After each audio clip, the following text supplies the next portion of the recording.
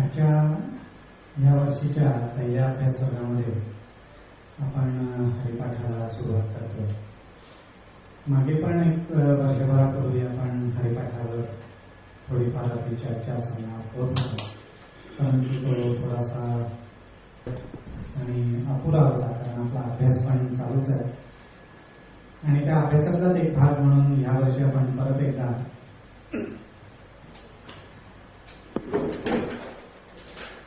आपल्या बुद्धीच्या साह्याने हरिपाठातला भावार्थ समजून घेण्याचा प्रयत्न करू. हरिपाठ ही रचना ज्ञानेश्वर महाराजांनी केलेली आहे आणि ह्या हरिपाठामध्ये 27 अभंगांची रचना. अभंग अत्यंत सोपे, आपण जर ते वाचले तर एक अर्ध्या तासामध्ये वाचून पूर्ण होतात आणि काही प्रमाणात आपल्याला त्याच्यातला अर्थ पण समजतो. इतकी त्याच्यातली भाषा अगदी साधी आणि सोपी. परंतु ह्या 27 अभंगांची रचना करून ज्ञानेश्वर महाराजांनी संपूर्ण साक्षात्कार मार्ग त्याच्यामध्ये दाखवलेला आहे, की जो आपल्याला आपल्या जीवनाची वाटचाल करत असताना सहजपणे साधता येईल. आणि पहिल्या अभंगापासूनच आपल्याला थोड्याफार प्रमाणात त्यांच्या भाषेची ओळख व्हायला लागते. आणि ती ओळख अशी आहे की पहिल्या अभंगाची भाषा जर आपण पाहिली तर त्याच पद्धतीने पुढचे अभंग शेवटपर्यंत आपल्याला साक्षात्काराचा मार्ग दाखवत राहतात. इतर संतांच्या तुलनेने ज्ञानेश्वर महाराजांच्या वाङ्मयामध्ये थेट नामस्मरणाबद्दल फार कमी ठिकाणी गेले आहे. त्यांचे अभंग आहेत, तशाच ज्ञानेश्वरीमध्ये पण काही ठिकाणी उल्लेख आहे, परंतु जास्त करून ज्ञानेश्वर महाराजांनी नामाबद्दल ज्या ठिकाणी एकत्रितपणे लिहिलं आहे तो म्हणजे हरिपाठ. तर ह्या हरिपाठाला आज आपण सुरुवात करतोय आणि आजच्या वर्गामध्ये आपण फक्त त्यातला पहिलाच अभंग बघणार आहोत आणि मग काही याच्यात आपण 2-2 अभंग बोलू, म्हणजे आपल्याला या वर्षामध्ये हरिपाठ पूर्ण करता येईल.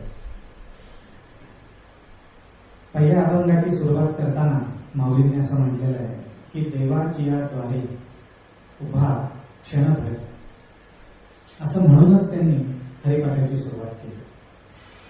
आणि आपण प्रत्येक शब्द हा हरिपाठातला अभ्यास करण्यासाठी अभंग वाचून त्याच्यातला अर्थ समजून घ्यायची आवश्यकता नाही. प्रत्येक शब्दाचा अर्थ जर आपण समजून घेत गेलो तर आपल्याला संपूर्ण अभंग व्यवस्थित समजू शकतो. तर सुरुवातच आहे देवाची. देवाची या द्वारी उभा क्षणभर.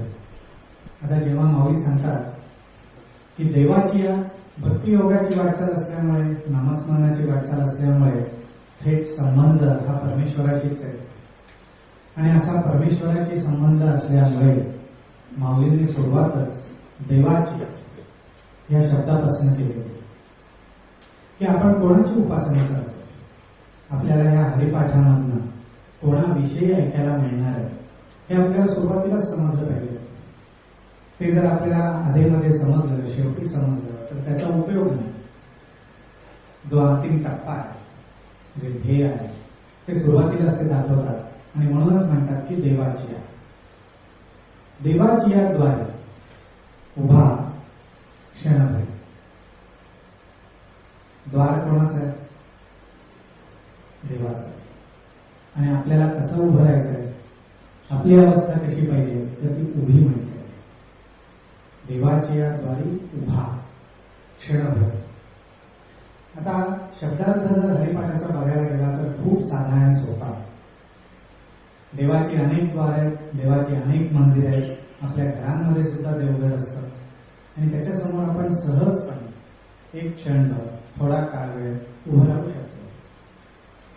आणि तशी आपल्याला शिकवण पण की देवासमोर 1-2 मिनिटं डोळे मिटून उभं राहावं, प्रार्थना करावी, चांगली बुद्धी दे, चांगलं होऊ दे अशी प्रार्थना करावी, आशीर्वाद मागावे.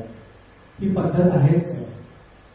पण जेव्हा आपल्याला साक्षात्काराच्या दिशेने वाटचाल करायची, आपल्या स्वरूपाची ओळख करून घ्यायची, त्यावेळी आपल्याला त्याच्यातला भावार्थ समजला पाहिजे.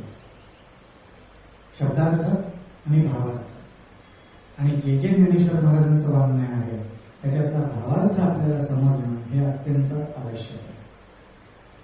मग त्या दृष्टीने जर आपण विचार केला तर आपल्या लक्षात येईल उभा या शब्दाला काहीतरी अर्थ असणार. हे नुसतं उभं राहणं नाहीये, जाणीवपूर्वक उभं राहणं. आणि ही जाणीव कुठली?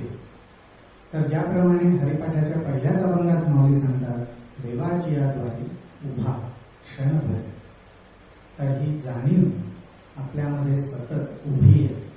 मग आपण झोपलेले असू दे, बसलेलो असू दे किंवा उभे असू दे, मी आहे ही ती जाणीव, मी ही जाणीव. आणि ह्याच जाणीवेचा उल्लेख ज्ञानेश्वरीतल्या सुद्धा पहिल्याच ओळीमध्ये माऊलींनी केलेला आहे.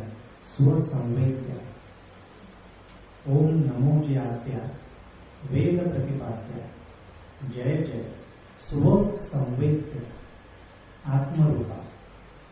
की ज्या वेदांनी सुद्धा ज्याचं प्रतिपादन केलेलं आहे असा जो आत्मरूप, असा जो आत्माराम, तो कसा आहे तर तो स्वसंवेद्य आहे. स्वसंवेद्य म्हणजे काय तर ज्याची स्वतःला स्वतःची जाणीव होते असा जो आहे तो स्वसंवेद्य. आणि असे कोण आहे तर आज आपण असे सगळे आहोत. आज आपल्याला प्रत्येकाला स्वतःला स्वतःची जाणीव आहे, दुसऱ्याने करून द्यायची आवश्यकता नाही. म्हणजेच आपल्या आतमध्ये आपण उभे आहोत, जागृत आहोत जाणीव रूपाने. त्या जागृतीला धरून, त्या जाणीवेला धरून आपल्याला परमेश्वराच्या द्वारामध्ये जाता आले. ही जाणीव कशी आहे तर अत्यंत शुद्ध आहे, अत्यंत निर्मळ आहे आणि साक्षी भावानी, ज्याला आपण त्रिगुण म्हणतो, सत्व रजत आणि तम. या 3 गुणांमुळे ती गढूळ झालेली नाहीये, ती निर्मळ आहे, स्वच्छ आहे. अशी जी आपल्यामधली जाणीव आहे की मी, कुठलीही परिस्थिती असू दे, कुठलाही प्रसंग असू दे, कुठलाही क्षण असू दे, मी हा आहेच. जिथं मी नाही तिथं क्षण नाही, आणि जिथे क्षणाची जाणीव आहे तिथे मी हा आहेच. असा जो मी आहे त्या मीला धरून त्या क्षणामध्ये जाणीव रूपाने मी कोणाच्या दारामध्ये उभा राहीन तर परमेश्वराच्या दारामध्ये. आणि मग हा परमेश्वर कुठे आहे, हे परमेश्वराचं द्वार कुठे आहे, हा अत्यंत मोठा विषय. कारण परमेश्वर अनंत आहे, त्याची अनेक रूपं आहेत. आणि या अशा अनंत परमात्म्याचं एकच द्वार असणं शक्य नाही, पण आहे की जे माऊलींना सापडलं. आणि त्याचा उल्लेख त्यांनी ज्ञानेश्वरीत केलेला आहे. आज ज्ञानेश्वर महाराजांची सगळी रचना, सगळं वाङ्मय, त्याचा अभ्यास करायचा झाला तर तो एका ठराविक अभंगाचा करून चालत नाही. आपल्याला ज्ञानेश्वर महाराजांनाच समजून घ्यावं लागतं. कारण नावच ज्ञानेश्वर, त्यांचा हा अभंग की ज्यांनी सगळ्या गोष्टीचा पाया रचला आणि त्याच्यावर अनेक इमारती उभ्या राहतात, त्या माऊलींचा असलेला हा पहिला हरिपाठातला अभंग. आणि ते आपल्याला सांगतायत की देवाची या द्वारी उभा क्षणभर. याचा अर्थ नक्कीच की ज्यांनी या अभंगाची रचना केलेली आहे, जे उघडपणे हा अभंग, हे मार्गदर्शन आपल्याला करतायत, त्यांना ते द्वार माहिती असणारच. आज माऊलींसारख्या, ज्ञानेश्वर महाराजांसारख्या साक्षात्कारी पुरुष आपल्याला काही माहिती नसल्याशिवाय सांगणं शक्यच नाही.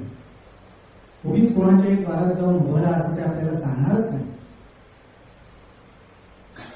आणि ज्या अर्थी देवाच्या द्वारात जाऊन उभं राहायला सांगतात त्या अर्थी त्यांना ते द्वार कुठं आहे हे नक्की माहिती आहे.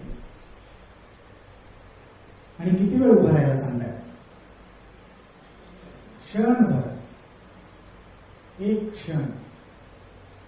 आणि ह्याच संतांनी, ह्याच माऊलींनी त्यांचं आपण सगळं वाङ्मय पाहिलं, त्यांचं आपण सगळं मार्गदर्शन पाहिलं, तर एकाच गोष्टीला परब्रह्म मानलेलं आहे, ते म्हणजे सद्गुरू. सद्गुरूंशिवाय आम्ही परब्रह्म ओळखत नाही, अशी त्यांची परब्रह्माविषयी व्याख्या आहे. की परब्रह्माची ओळख जो करून देतो त्याला जर सद्गुरू म्हणत असतील तर सद्गुरू श्रेष्ठ का परब्रह्म श्रेष्ठ?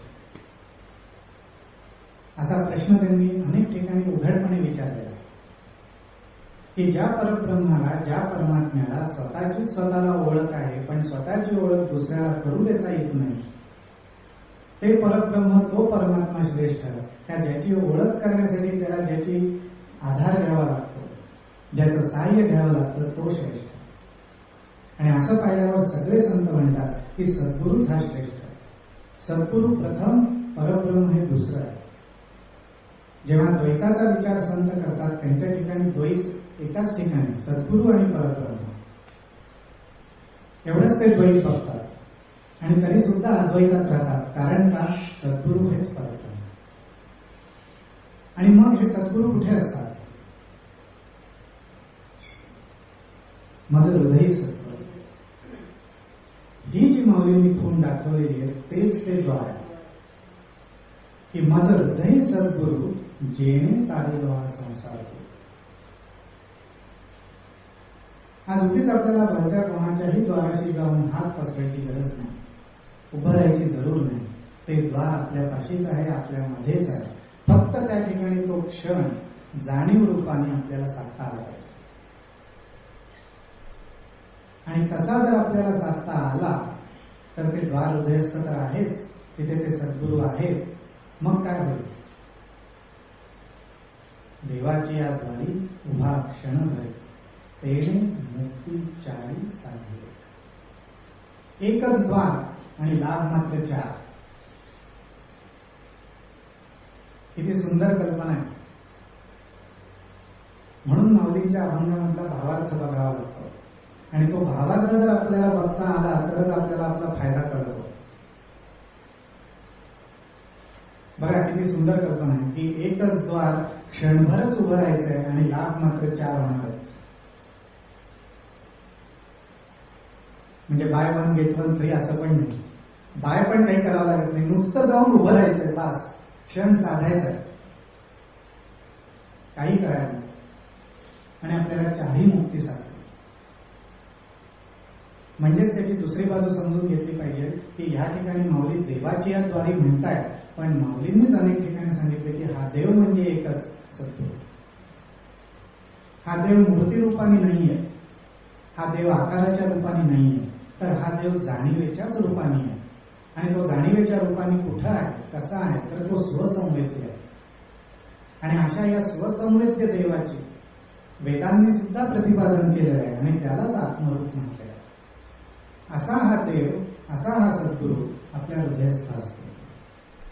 आणि तो आपल्याला काय देतो? तर चारही मुक्ती देतो, एका क्षणामध्ये देतो. त्याच्यासाठी त्याला प्रत्येक मुक्ती द्यायला 4 क्षण सुद्धा लागत नाही. म्हणजे तो किती कृपाळू असेल, किती उदार असेल.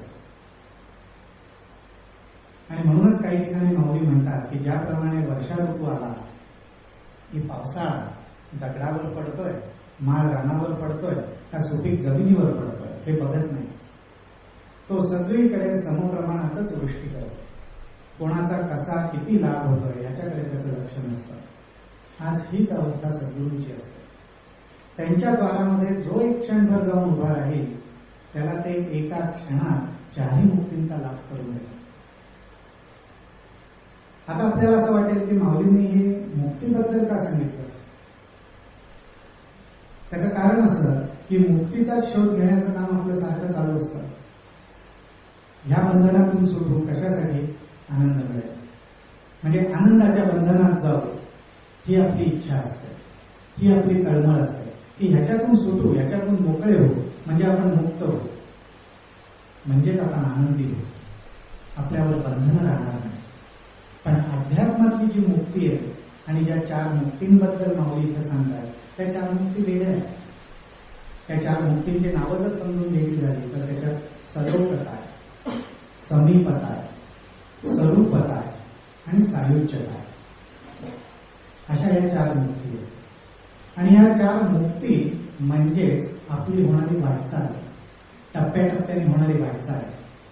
आज भगवद्गीतेमध्ये सुद्धा भक्तांचे जे 4 प्रकार सांगितले, जिज्ञासुर, अर्थार्थी, मुमुक्षुर आणि आर्त, असे ज्याप्रमाणे 4 भक्तांचे प्रकार आहेत त्याच पद्धतीने ह्या 4 मुक्ती आहेत. आज सलोखता म्हणजे काय, तर आपण अगदी जुन्या पद्धतीने अर्थ समजून घ्यायची आवश्यकता नाही.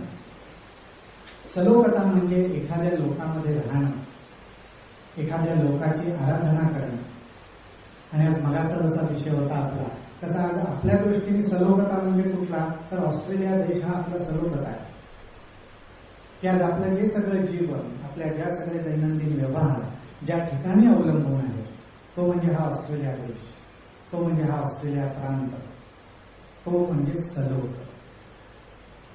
आणि ज्या अशा प्रकारे आपण ह्या देशामध्ये वावरतोय, तसा अध्यात्माची वाटचाल करायला आपण लागलो की आपल्या दृष्टीने सलोखता कुठला, तर आपलं इष्टदेव, आपले सद्गुरू, आपलं श्रद्धास्थान, आपले गुरुजन हे ज्या ठिकाणी असतील, तो आपल्यासाठी सलोख. मग आज ह्या देशामध्ये व्यवस्थित शांतपणे आनंदाने राहण्यासाठी आपण काय काय नाही करत. आपण कष्ट घेतो, परिश्रम करतो, आपल्या बुद्धीचा योग्य वापर करतो, अनेक योजना आखतो, सगळी जडणघडण आपण व्यवस्थित करतो.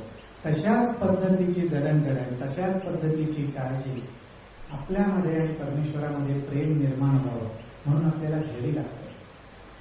आणि ती घेण्यासाठी त्याचा जो लोक आहे त्याला सलोक म्हटलेला आहे, तो आपल्याला समजून घ्यावा लागतो की परमेश्वराचं जग कसं आहे आणि परमेश्वराच्या जगाचा आपण अनुभव घ्यावा म्हणूनच आपण या जगाचा एक भाग आहोत.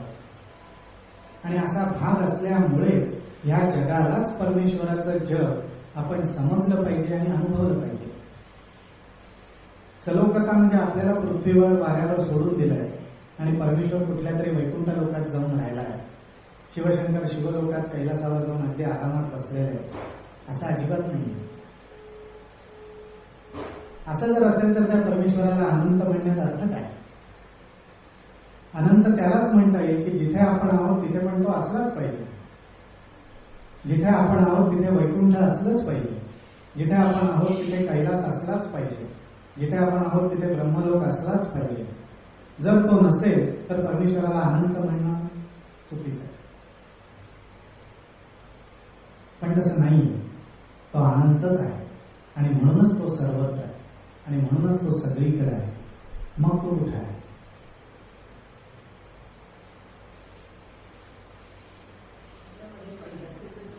आपल्यामध्ये आहे, आपल्या हृदयस्थ आहे आणि म्हणूनच तो सगळीकडे आहे. सगळीकडे म्हणण्याचं कारण काय? आपण सगळीकडे आहोत का?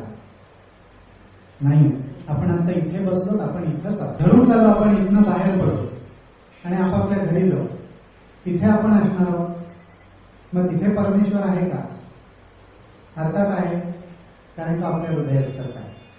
म्हणजेच याचा अर्थ असा की ह्या जगात आल्यानंतर आपण ज्या ज्या ठिकाणी जाऊन पोहोचू शकतो त्या त्या ठिकाणी तो परमेश्वर आहे. मग आपण कुठकुठल्या मार्गाने जाऊन पोहोचू शकतो? शरीराच्या मार्गाने जाऊन पोहोचू शकतो, मनाच्या साह्याने जाऊन पोहोचू शकतो. आज जर 4 ठिकाणं आपण फिरून आलेलो असो तर इथं बसल्या जागी आपण त्या 4 ठिकाणी परत जाऊन येऊ शकतो मनाच्या साह्याने. आणि मन जिथं जिथं जातं तिथं तिथं परमेश्वर आहेच. आणि असं असल्यामुळेच आपण म्हणतो ज्या ज्या ठिकाणी मन जाय माझे त्या त्या ठिकाणी निज रूपच तुझे. निज रूप म्हटलेलं. निज म्हणण्याचं कारण काय? तर निज म्हणजे तेच जे आपल्या जवळ आहे, तेच रूप सगळीकडे जातं. म्हणूनच मन ज्या ज्या ठिकाणी जातं त्या त्या ठिकाणी परमेश्वरच जातो. का? तर आपण जाताना जाणीव रूपाने जातो आणि म्हणून त्या जाणीवेला परमेश्वर म्हटलं. आणि ती जाणीव कशी आहे? स्वसंवेद्य. अशा त्या जाणीवेला घेऊन आपल्याला हृदयस्थ क्षणभर उभं राहता आलं पाहिजे. ती आपल्याला सलोखता साधली. एका क्षणात. आणि ती साधली की पुढची जी येते ती म्हणजे सलोखता.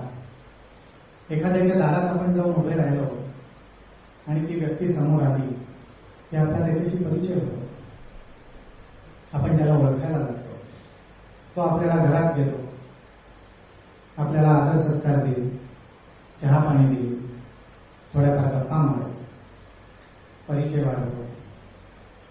ही झाली सलोखता. एकमेकांच्या रूपाची ओळख झाली. आणि त्यालाच अध्यात्मामध्ये स्वरूपाची ओळख म्हटलेलं आहे की तिथेच आपण आपल्या स्वतःला भेटतो. त्या हृदयामध्येच आपली आपल्या स्वतःची ओळख होते. आणि ती कशी होते? तर आरशात बघितल्यासारखं इतक्या स्पष्टपणे होते. पण माऊलींना आरशात बघण्याचा नियम सुद्धा मान्य नाही. त्याचं कारण असं की आरशात विरुद्ध दिसतं. पण परत ज्ञानेश्वर महाराज, नावच ज्ञानेश्वर, मागे हटणार नाही, समजून सांगण्याचा आटोकाट प्रयत्न करणार. मग स्वरूपता साधणार कशी आणि त्याच्यातून मुक्तता होणार कशी? कारण दारात उभं राहिल्यानंतर दुसराच कोणी आपल्याला दिसला की तिथं द्वैत आलं, मग ती स्वरूपता कशी होणार? दोन रूप झाली, सारखी रूप झाली नाही. मग माऊली म्हणतात असं व्यक्तिशः कोणी एकमेकांसमोर जाऊन उभं राहत नाही, असं व्यक्तिशः आपण आरशासमोर जाऊन उभं राहत नाही. तर माऊली म्हणतात दोन आरसेच एकमेकांसमोर येऊन उभे राहतात. मग आता कल्पना करा, दोन आरसे एकमेकांसमोर येऊन उभे राहिले तर कोण कोणाला बघेल आणि कोणाला काय दिसेल? फक्त कल्पनाच आपण करू शकतो. कारण आपण जर दोन आरसे ठेवून त्याच्यामध्ये उभं राहिलो तर एका आरशाला आपली पाठ दिसेल, एकाला आपला चेहरा दिसेल. पण स्वरूपता मुक्ती ह्यालाच म्हटलेलं आहे जिथे दोन आरसे एकमेकांना भेटतात, एकमेकांची ओळख करून घेतात आणि एकमेकांचं दर्शन घेतात. आणि त्याच्यासाठी एक क्षण पुरा असतो, कारण ओळखण्यासारखं काहीच नसतं, सगळेच सारखे. आणि त्यालाच एकभाव म्हटलेला आहे, त्यालाच आत्मभाव म्हटलेला आहे आणि त्यालाच आत्माराम म्हटलेला आहे आणि त्यालाच ज्ञानेश्वरीच्या पहिल्या ओळीमध्ये आत्मरूपा म्हटलेलं आहे. हे आत्म्याचं रूप आपल्याला दिसतं, ही आत्म्याची ओळख आपल्याला हृदयस्थ होते.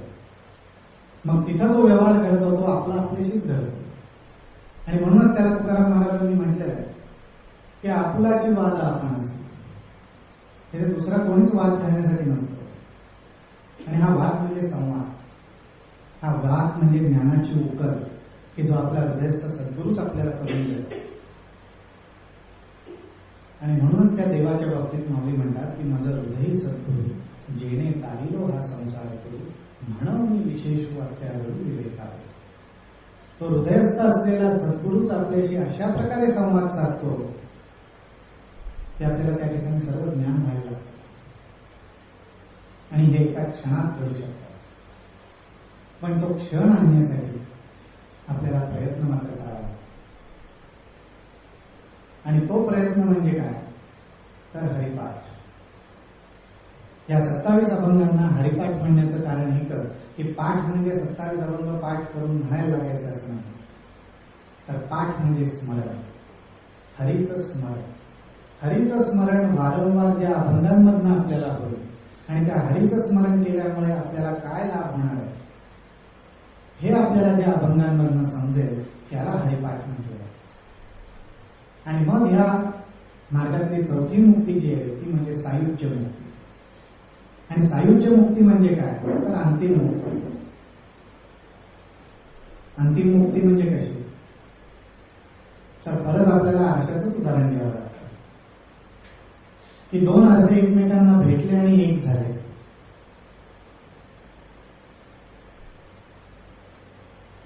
मग काय राहिलं बघण्यासारखं?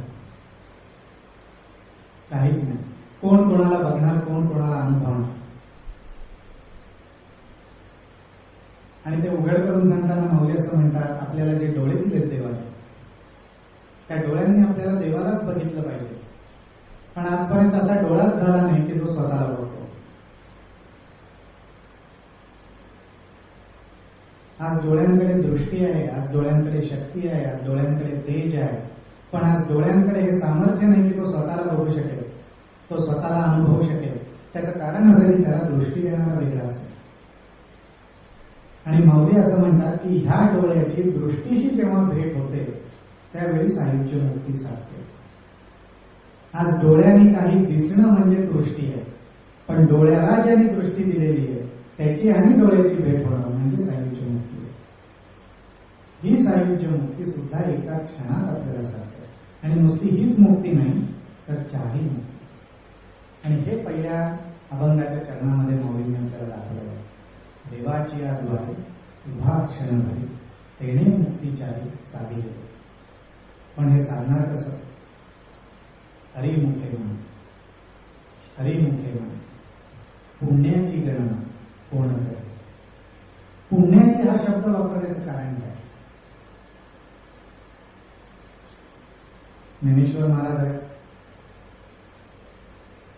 त्यांना कशाला पाप पुण्याचा विचार केला पाहिजे? गरजच नाही, आवश्यकताच नाही. म्हणजे याचा अर्थ नक्की आहे की ज्ञानेश्वर माऊलींनी साधा पाप पुण्याचा विचार केला नाही, त्यांनी फक्त पुण्याच्या गणनेचा विचार केलेला आहे. आणि मग पुण्याची गणना म्हणजे पुण्य काय? तर ज्या ज्या क्षणामध्ये आपण हरीचं स्मरण करू, ज्या ज्या क्षणामध्ये आपण परमेश्वराचं स्मरण करू, तेवढंच काय ते पुण्य. बाकीचं माऊली म्हणतात पापात्मक पुण्य. माऊली त्याला पाप नाही म्हणत, पण पापात्मक पुण्य म्हणतात. कारण का? ते पंचमहाभूतांच्या संयमी घडतात. तिथे परमेश्वराबद्दलची जाणीव नसते, तिथे परमेश्वराबद्दलचं प्रेम नसतं, तिथे परमेश्वराबद्दलचा कळवळा नसतो की त्याच्यामुळे आज हे सगळं होतं. हे मजचीच तव झाले पण म्या नाही केलं, ही जाणीव मीला नसते. हे माझ्यामुळेच झालं आणि मीच केलं, ही जाणीव मीला असते. असं जर झालं तर मुक्ती कशी मिळणार? असं जर झालं तर परमेश्वराचं प्रेम कसं कळणार? आणि ते कळत नाही, पण तो शेवटी जो मी आहे तो परमेश्वराचाच अंश आहे. त्या मीच्या जाणीवेमध्येच परमेश्वराचा अंश घडलेला आहे. म्हणून त्याला पापात्मक पुण्य म्हटलं. आणि म्हणून पुण्याची गणना म्हणजे काय? तर फक्त हरिनामाचं स्मरण ज्या ज्या क्षणी आपल्याला होईल, जो जो क्षण आपण परमेश्वराच्या स्मरणामध्ये घालू ते पुण्य. पण माऊली म्हणतात त्याची सुद्धा गणना करण्याचं कारण नाही. मग काय केलं पाहिजे? एकच, हरिमुखे म्हणा, हरिमुखे म्हणा. पुण्याची गणना कोण आहे? पहिला जो चरण आहे तोच परत आपल्याला नंतर लावावा लागतो. कारण आपण सगळे बुद्धिजीवी आहोत, आपण सगळे ज्ञानी आहोत. त्यामुळे आपल्याला हा प्रश्न पडलाच पाहिजे. आपण ज्ञानेश्वर महाराजांचा अभंग बघतोय, म्हणजेच आपण ज्ञानाचा विचार करतो, म्हणजेच आपण ज्ञानी व्हायचा प्रयत्न करतो. मग जर माऊलींनी आपल्याला त्या अभंगामध्ये काही सांगितलं असेल तर आपल्यामध्ये सुद्धा हा कळवळा, हे प्रेम आणि ही तळमळ अशी हवी की माऊलींना आपल्याला उलटा प्रश्न विचारता आला पाहिजे. माऊलींनी जे म्हटले त्याच्याबद्दल शंका घेता आली पाहिजे. कशासाठी? तर त्याशिवाय आपल्याला त्या शंकेचं निरसन होणार नाही. माऊली जर का असं म्हणत असतील पुण्याची गणना कोण करेल, तर आपल्याला विचार करून पाहायला पाहिजे की कोण करेल म्हणजे काय? असं कशाला म्हणताय तुम्ही? म्हणजे पुण्याची गणना कोणी करतं का? मी देवाचं खूप करतो, मी देवाचं खूप करते, ही गणना मी मनामध्ये करतो का? मी देवासाठी आजपर्यंत खूप केलं, देवाने माझ्यासाठी काही केलं, ही गणना मी मनामध्ये करतो का? हा प्रश्न आपल्या मनामध्ये आला पाहिजे. आणि हा प्रश्न विचारण्याचं काम, हा प्रश्न आपल्या मनामध्ये सोडण्याचं काम ज्ञानेश्वर महाराजांनी केलेलं आहे. की पुण्याची गणना कोण करेल, म्हणजे कोण कोण करत आहे त्यांनी ओळखून घ्या, त्यांनी समजून घ्या. जर ती गणना करत असाल तर करू नका. मग काय करा? हरिमुखे म्हणा, हरिमुखे म्हणा, एवढंच म्हणतो. तर असा हा या ज्याला आपण हरिपाठ म्हणून त्यातली ही 2 चरण आहेत.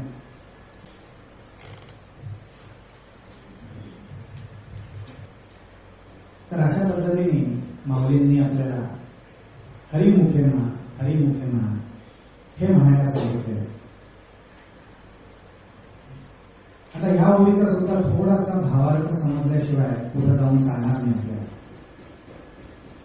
माऊलींनी काय म्हणायला सांगितलं? हरी म्हणायला सांगितलं. कशाने म्हणायला सांगितलं? मुखाने म्हणायला सांगितलं. आता जर आपण मुख म्हटलं तर मुख म्हणजे काय? आणि असे भरपूर अर्थ असतील, म्हणूनच माऊलींनी मुख शब्द वापरला असेल.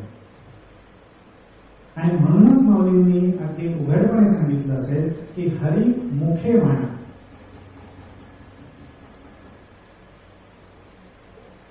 पण तरी माऊलींचे कान लागले नाही, म्हणून परत एकदा म्हणले हरी मुखे म्हणा.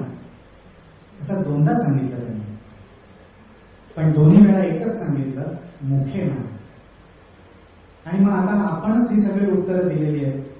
आणि ज्या अर्थी आपणच दिले त्या अर्थी नक्कीच बरोबर असणार, त्यामुळे चूक बरोबर असं काही नाही. मग असं जर ह्या मुखाचा अर्थ एवढ्या वेगवेगळ्या प्रकारे असेल तर मग आपण हा विचार केला पाहिजे, एवढ्या वेगवेगळ्या प्रकारे आपण हरी म्हणतो का? कोणी म्हटलं भाव हृदय त्यांनी हरी म्हणतो का? कोणी म्हटलं तोंड त्यांनी हरी म्हणतो का? कोणी म्हटलं वाचा त्यांनी हरी म्हणतो का? कोणी म्हटलं द्वार तिथे हरी म्हणतो का? आणि तिथेच म्हटला पाहिजे आणि तो अशा पद्धतीनेच म्हटला पाहिजे. म्हणून आपल्याला जे जे काही म्हणून मुख म्हणून वाटेल तिथे तिथे आपल्याला हरी जोडता आलं. आणि असा जर आपण जोडत गेलो तरच आपण देवाच्या द्वारात देवामध्ये उभं राहण्याचं सामर्थ्य आपल्याला मिळेल, तो लाभ मिळेल. आणि तो अत्यंत कृपाळू आहे, अत्यंत करुणामय. तो खूप काही आपली तळमळ किंवा खूप काही आपली परीक्षा पाहिजे असं नाहीये. तो फक्त भाव बघतो, तो फक्त भाव बघतो. आणि म्हणूनच हरिपाठातच माऊलींनी एके ठिकाणी म्हटले की भाव बळे आकारे येरवी ना काय, येरवी ना काय. कळणारच नाही, भावाच्या बळानेच तो कळेल. येरवी करायचं म्हटलं तर वेदांनी उघडपणे म्हटलंय अहम ब्रह्मास्मी. कळलं की मला मीच ब्रह्म आहे. एका क्षणात कळलं मला. किती वेळ लागला? एखाद्या वेळेस मला संस्कृतची माहिती नसते, विचारून घेतलं असतं मी, पण 2 शब्दांचा अर्थ सांगायला सुद्धा एखाद्याला किती वेळ लागला असता की अरे अहम ब्रह्मास्मी म्हणजे काय, तूच ब्रह्म आहेस. ते पण दुसऱ्या वेदात सांगितलंय, ते पण कळायला एक क्षण होतो. पण असं नुसतं करून उपयोग होत नाही. या ब्रह्मवाक्यांचा अर्थ समजण्यासाठी तो भाव मनात प्राप्त व्हायला पाहिजे. आणि कुठला भाव? अहम ब्रह्मास्मी, मीच ब्रह्म आहे हा भाव मनामध्ये प्राप्त व्हायला पाहिजे. आणि ह्या भावाने जर आपण देवाच्या द्वारात उभे राहिलो तरच तो आपल्याला ओळख देणार आहे. नाहीतर तो कसा ओळखते? आज आपल्या कुटुंबियांपैकी जर कोणी आपल्या दरवाज्यात येऊन उभं राहिलं नाही आणि एखादी तिराही अनोळखी व्यक्ती येऊन उभी राहिली तर आपला आविर्भाव काय होतो? कोण आपण? कोण पाहिजे आपल्याला? मग तो म्हणेल की बाबा आम्हाला मीला कनेक्ट करायचं.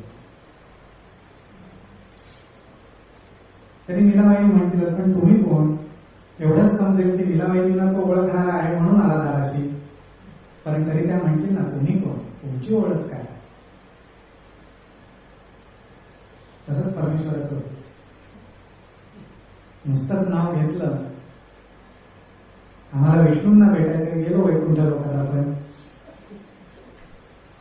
पण विष्णू म्हणतील तुम्ही कोण? आपण म्हणू तुम्ही विष्णू, तुम्हालाच भेटायचं होतं. उपयोग काय? नुसतं वाचून माहिती झालं. भाव नाही.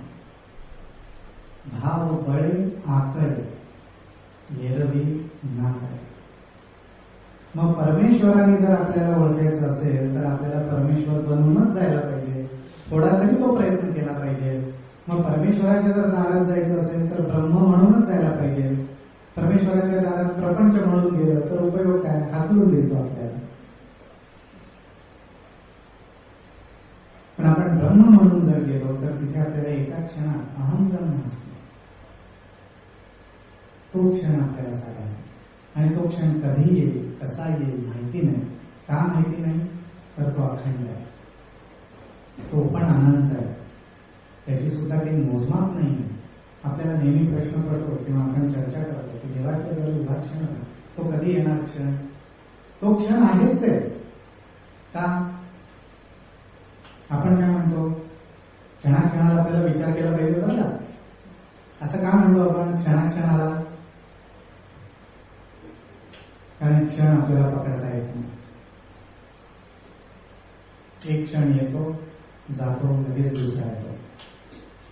दुसरा आला म्हणेपर्यंत तो जातो, तिसरा येतो. पण याचा अर्थ काय? प्रत्येक हा क्षणच मग माऊली म्हणतात तो क्षण काही वेगळा नाही, तो हाच क्षण, तो म्हणजेच वर्तमान, तो म्हणजेच आता, आणि तो म्हणजेच जाणीव. कारण भूतकाळाची पण जाणीव आहे, वर्तमान काळाची पण जाणीव आहे, भविष्य काळाची पण जाणीव आहे. ह्या जाणीवेलाच परमेश्वर म्हटलेला आहे, म्हणूनच तो आनंद आहे. ज्या ज्या ठिकाणी जाणीव असणार आहे त्या त्या ठिकाणी परमेश्वर हा आहेच. पण त्या जाणीवेमध्ये आपल्याला जर मुरून जायचं असेल, भावाचं बळ प्राप्त करायचं असेल, आपला प्रत्येक क्षण परमेश्वराच्या आठवणीमध्ये, परमेश्वराच्या जाणीवेमध्ये, परमेश्वराच्या सहवासामध्ये जावा असं वाटत असेल तर प्रत्येक क्षणाला हळद म्हटलं पाहिजे. आणि हे अनेक मुखांनी म्हणता आलं पाहिजे. आणि आपलं हे शारीरिक मुख जर बंद असेल तर कुठलं मुख चालू असतं? मनाचं चालू असतं, ते कधीही थांबत नाही. एक दोन मिनिटं चांगल्या विचारांपाशी राहील की तिसरा विचार प्रपंचाचा. त्यातला नीटनेटकेपणा आपण आणत नाही तर परत फसून दुसरीकडे जातो, परत देवाचा विचार करू, परत प्रपंचाचा. असं चालणारच. याच्यात बदल घडवायचाच नाही, याच्यात बदल करावा असं अपेक्षित पण नाही. आणि तसं अपेक्षित नसल्यामुळेच माऊली काय म्हणतात, देवाची आठवण उभा क्षणामध्ये येणे मुक्तीच्या साधे. हरिमुखे मान, हरिमुखे मान, पुण्याची गणना कोण करेल?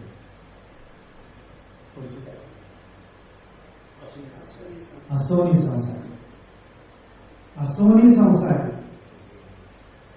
म्हणून म्हटलं संसारात बदल करायचा नाही, प्रपंच सोडून अध्यात्म साधता येत नाही. प्रपंचात राहूनच अध्यात्म शिकावं लागतं, कारण अध्यात्म म्हणजेच ज्ञान आणि विज्ञान. प्रपंचामध्ये विज्ञान आहे, अध्यात्मामध्ये ज्ञान आहे, आणि दोघांची सांगड घातली तिथे अध्यात्मशास्त्र झालं. आणि म्हणूनच माऊलींनी उघडपणे सांगितलं, असोनी संसार जिभे वेगू करे, असोनी संसार जिभे वेगू करे. आता जिव्हा म्हणजे काय? जीभ. त्या जिभेला काय समजतं? चव. चव समजली की काय होतं? गोडी लागते. म्हणून जिभे, कारण गोडी ही फक्त जिभेला समजते. श्रीखंड समोर ठेवलं तर डोळ्यांना गोडी समजत नाही. मग ते अमूल असो, चितळे असो एवढंच समजेल, गोडी समजणार नाही. किती घट्ट आहे, किती पातळ आहे आता मला एवढं येत नाही, पण चक्का किती आहे हे फक्त स्पर्श करून समजेल, त्याची गोडी समजणार नाही. जाणीव काम करेल किती साखर घातली पाहिजे, किती नाही घातली पाहिजे, हे जाणीवेमुळे समजेल. हाताला अंदाज येतो, पण तो अंदाज देणारा कोण? आपलाच आहे. मज हृदय सद्गुरु जेणे ताळीवा संसार करू, म्हणून विशेष वाक्य करू विवेकावरी.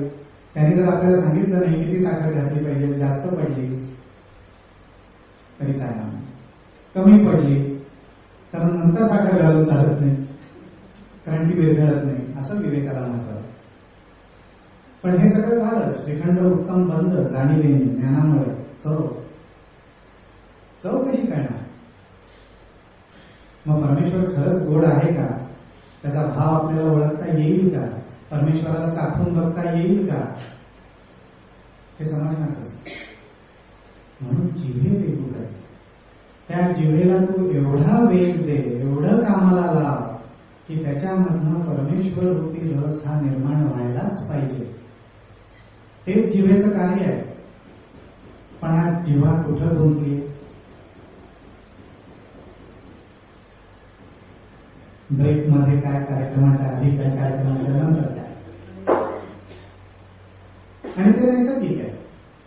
त्याचा उपयोग करून तर आपल्या शरीराला आवश्यक रस मिळत असतात, पण तो झाला शरीराचा भाग. आपण जो विचार करतोय तो चित्ताचा आणि हृदयाचा आहे.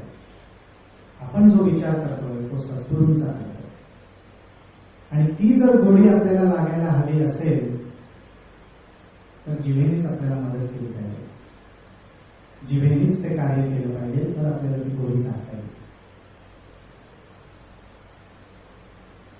आणि ती जागता येण्यासाठीच माऊली म्हणतात जिभे वेगुकरी असोनी संसारी, जिभे वेगुकरी वेदशास्त्र उभारे बाह्य सदा. म्हणजे हा माऊलींनी दिलेला पुरावा, हे माऊलींनी हात वर करून स्वतः सांगितलेला. माऊलींना सांगायची गरज काय की वेदशास्त्रांनी हात वर करून हेच आपल्याला सांगाय.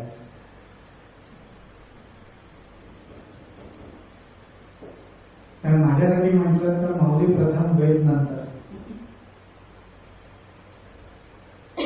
कारण ज्या अर्थी आपण म्हणतो की ज्ञानदेवे रचिला पाया तुका झालासे कळस, तेच तुकाराम महाराज म्हणतात की वेदांचा तो अर्थ आम्हासिंची ठावा, इतरांनी व्हावा भार माथा.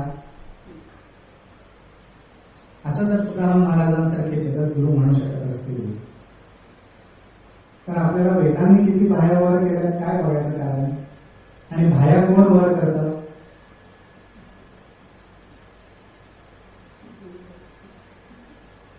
ज्याला काही आपलं सामर्थ्य दाखवायचं तो बाह्यावर करतो. तसं वेदांना दाखवायचंय की आम्हालाच ज्ञान आहे, बाकी कोणालाही ज्ञान नाही, आम्हालाच परमेश्वर माहिती आहे, आम्हीच परमात्म्याबद्दल सांगू, असं म्हणून आपण वेदांचा अपमान नाही करतो. माऊलींना एवढंच सांगायचं की वेदांनी सुद्धा हे सांगण्याचा आटोकाट प्रयत्न केलेला आहे. पण हा प्रयत्न केल्यानंतर सुद्धा त्या उभारलेल्या ज्या बाह्या होत्या, जे उभारलेले बाहू होते, ते सुद्धा नीती नीती म्हणून त्याच परमेश्वराच्या चरणी टेकवावे लागले. मग अशा वेदांना जर त्यांचे बाहू परमेश्वराच्या चरणी टेकवावे लागले असतील तर मग आपण परमेश्वराचे चरण धरलेलं बरं नाही का? म्हणून तुकाराम महाराज म्हणतात इतरांनी व्हावा भार माता, आम्हाला आपल्या विठ्ठलाचे चरणच पुरेसे. हा त्याच्यातला आहे. पण हा अर्थ प्रगट कसा झाला? हा अर्थ प्रगट कधी झाला? बोलावा विठ्ठल, पहावा विठ्ठल, करावा विठ्ठल, जीव भाव, तेव्हा तो अर्थ प्रगट झाला. मग विठ्ठल बोलायला लागा, विठ्ठल पाहायला लागा, तर भाव प्रगट होतो. आज आपण म्हणतो नामाला गोडी नाही. कशी गोडी येणार? नामस्मरणच केलं पाहिजे. फार आवडीचा विषय. श्रीखंड गोडच असतं, पण श्रीखंडाची गोडी समजणार कधी? नुसतं समोर ठेवून नाही, चाखून बघितलं पाहिजे, त्याची चव घेऊन पाहिली पाहिजे. मग विठ्ठलाची जर चव घेऊन पाहिजे असेल तर विठ्ठलाला समोर उभं केलं पाहिजे. या डोळ्यांचा उपयोग, मनचक्षूंचा उपयोग विठ्ठलाला समोर जाण्यासाठी किंवा विठ्ठलाला त्याच्या समोर उभं राहण्यासाठी करून घेतला पाहिजे. आणि तो केल्यानंतर मुखाने विठ्ठल विठ्ठल म्हटलं पाहिजे, मग तो भाव प्रगट. त्याशिवाय होणार नाही. तोपर्यंत जे चालेल ते नुसतं नामाचं स्मरण. आपल्याला भाव हवा आणि तो भाव प्रगट होण्यासाठी हा अभ्यास आपल्याला केलाच पाहिजे. हरिमुखे म्हणा, हरिमुखे म्हणा, पुण्याची गणना करून असोनी संसारी, जिव्हे वेगुकरी वेदशास्त्र उभारी बाह्य सदा. की जे वेदशास्त्रांनी पाया उभारून सांगितलेले तेच आम्ही सांगतोय. पण ते अत्यंत सोपं आहे. काय? हरिमुखे म्हणा, हरिमुखे म्हणा, पुण्याची गणना करून. हे पुण्य कुठलं? आध्यात्मिक पुण्य. पापात्मक पुण्य नाही, आध्यात्मिक पुण्य. पण त्याची सुद्धा गणना तुम्ही करून. असोनी संसारी, जिव्हे वेगुकरी वेदशास्त्र उभारी बाह्य सदा.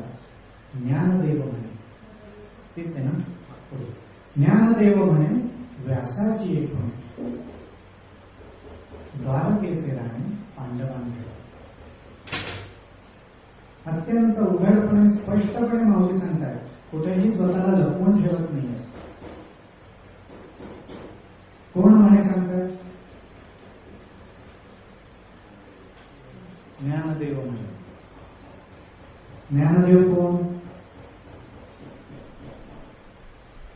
ज्यांनी ज्ञानाला जन्म दिला ते. आपण आपण ज्ञान व्हावं म्हणून प्रयत्न करतोय, पण आज आपण ज्यांच्याकडनं मार्गदर्शन घेतोय त्यांनी ज्ञानाला जन्म दिलेला आहे. आणि म्हणून ते अत्यंत उत्कटतेने, अत्यंत प्रगटपणे आणि संपूर्ण त्यांच्या सामर्थ्यानिशी सांगू शकतात की ज्ञानदेव म्हणे. दुसरं तिसरं कोणी म्हणत नाही. हा तुम्ही आम्ही सांगितलेला अर्थ नाही, हा ज्ञानदेवांनी सांगितलेला अर्थ. ज्ञानदेव म्हणे काय? व्यासाची ती खूण कुठली? व्यास मुनींनी दाखवली खूण, पण ती खूण कुठली? द्वारकेचे राणी पांडवांचे.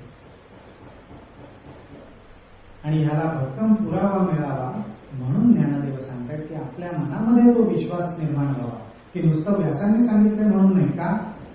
व्यास कोणी पाहिले?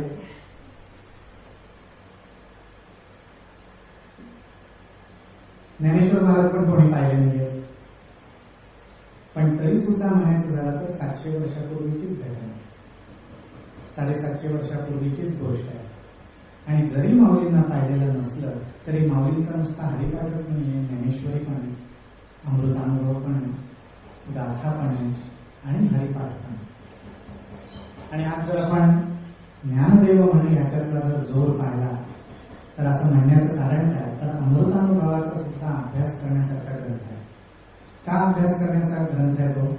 तर त्याच्यामध्ये एक प्रकरण आहे आणि त्या प्रकरणाचं नाव आहे अज्ञान खंडन. त्या अज्ञान खंडनाचा जर आपण अभ्यास केला तर आपल्याला काय प्राप्त होईल? काय समजेल? ज्ञान समजेल. आणि त्या अज्ञान खंडनानंतर येणारा दुसरा एक प्रकरण आहे, त्या प्रकरणाचं नाव आहे ज्ञानखंडन. ज्ञानाचं खंडन झाल्यावर आपल्याला काय समजेल?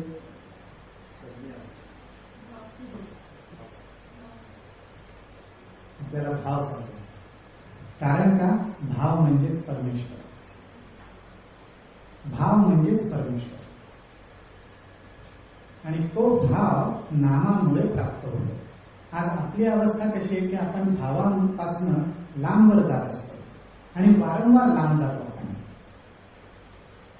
थोड्या वेळ गेला असं होत नाही, भरपूर काळ वेळ आपण त्या भावापासून लांब असतो. त्या भावाच्या जवळ आपल्याला भराभर जाता यावं म्हणून तेव्हा जाता यावं, त्यासाठी हरिमुखे म्हणा, हरिमुखे म्हणा. त्यासाठी माऊलींनी हा आग्रह धरलेला आहे की कुठलाही क्षण रिकामा जाता कामा नये. त्याच्यामधला जो भाव आहे तो भाव म्हणजेच परमेश्वर आहे, हे आपल्याला समजलं पाहिजे. कारण आपल्या जीवनातला कुठलाही क्षण असा नसतो की त्याच्यात भाव नसतो. झोप आली भावच आहे, भूक लागली भावच आहे, भीती वाटली भावच आहे, आनंद झाला भावच आहे. तो भाव जोपर्यंत आत्म प्रगट होत नाही, तोपर्यंत ज्ञान होत नाही, तोपर्यंत कृती होत नाही, तोपर्यंत कर्म घडत नाही. प्रत्येक कर्माच्या मुळाशी भाव हा असतोच आणि त्या भावालाच परमेश्वर म्हटलेला आहे. आणि म्हणूनच आपण रामदास स्वामींचं सुद्धा वचन पाहिलं तर रामदास स्वामी सुद्धा हेच सांगतात की सामर्थ्य आहे चळवळीचे, जो जो करील तयांचे, परी तेथे परमेश्वराचे अधिष्ठान पाहिजे. परमेश्वराचं अधिष्ठान का पाहिजे? परमेश्वर शब्द काढून टाका, भाव शब्द झाला. काही अर्थात बदल झाला का? सामर्थ्य आहे चळवळीचे, जो जो करील तयांचे, परी तेथे भावाचे अधिष्ठान पाहिजे. अर्थ तोच राहतो, अर्थ बदलत नाही. मग तो व्यावहारिक प्रोजेक्ट असू दे, प्रापंचिक प्रोजेक्ट असू दे, आध्यात्मिक प्रोजेक्ट असू दे, भावच नसेल तर काय म्हणा, कसं यश मिळणार, कशी ध्येयप्राप्ती होणार? शक्यच नाही. म्हणून भाव महत्वाचा आहे. आणि असा हा भाव महत्वाचा असल्यामुळे आणि आपल्याला भावाशी सुद्धा अत्यंत व्यवस्थित परिचय आहे. आपण भावाशिवाय राहू शकत नाही. प्रत्येक कार्यामध्ये भाव आहेच. आता मी जे बोलतोय ते सुद्धा भावाव्यतिरिक्त बोलू शकणार नाही. काहीतरी भाव बोलण्याविषयी मनात हवाच तरच मी बोलू शकेन. काहीतरी ऐकण्याची इच्छा मनात हवीच तरच तुम्ही ऐकू शकाल. नाहीतर बोलण्याला आठवत नाही, ऐकण्याला पण आठवत नाही. असं भावाचं महत्व आहे. आणि म्हणून माऊलींनी सांगितलेलं आहे की कायिक वाचिक मानसिक भाव परत भाव तया मी वाचवणी धाव म्हणती ना. म्हणजे त्याचा अर्थ असा की ज्या ज्या क्षणी ज्या ज्या वेळी आपल्याला जे करावंसं वाटतं जे जे आपण करतो ती परमेश्वराची इच्छा, ती सद्गुरूंची इच्छा. सद्गुरू माझ्याबरोबर आहेतच, कारण मी आहे म्हटल्यावर ते ऐकणारच. कारण का? माझं हृदय सद्गुरू. आज मी असं म्हटलं मी आहे पण माझं हृदय बंद पडलंय बरं का, माझी हृदयक्रिया थांबली, काय उपयोग? काही उपयोग नाही. हे सुद्धा माऊलींनी उघडपणे सांगितलंय की गेलेला माणूस आहे आणि त्याला भेटायला 4 मित्र आले, या या या म्हणून तो हातवारे करत नाही, कारण त्या ठिकाणी कुठलाही भाव नाही, म्हणजेच प्राण नाही. तर तो भाव आपल्याला पाहिजे. आणि म्हणून हा भाव जिथं जिथं आपल्याला आपल्याबद्दलचा जाणवतो तिथे तिथे आपल्याला त्या भावाचं सद्गुरूंशी नातं जोडलं पाहिजे. आणि ते जोडण्याची एकच खूण हरिमुखे म्हणा, हरिमुखे म्हणा. आणि हे कोणी जोडलं? तर पांडवांनी जोडलं. आणि हा भाव श्रीकृष्णांविषयी पांडव धरून राहिले. म्हणून महाभारतातले आपण सगळे प्रसंग पाहिले तर पांडवांच्या मदतीला मागे पुढे श्रीकृष्ण आहेतच. मग कुठलाही महाभारताचा प्रसंग करा, श्रीकृष्ण आहेतच. आणि म्हणूनच त्याला संतांनी पण म्हटलेलं आहे की मागे पुढे उभे राहे सांगायचं. मागे पुढे उभे राहे सांगायचं. इथं परत उभा शब्द आला. हे उभं असतं म्हणजे आपल्यासारखं नाही, जाणीव रूपाने. मागे पुढे उभे राहे सांभाळित आली या आघात निवारा. आपल्यावर जर काही आघात आले तर आपल्याला आधार कोणाचा? आधार एकाचाच, माझं हृदय सद्गुरू. त्या सद्गुरूंनीच आपल्याला आधार देणं आवश्यक आहे आणि ते सद्गुरूच आपल्याला आधार देतात.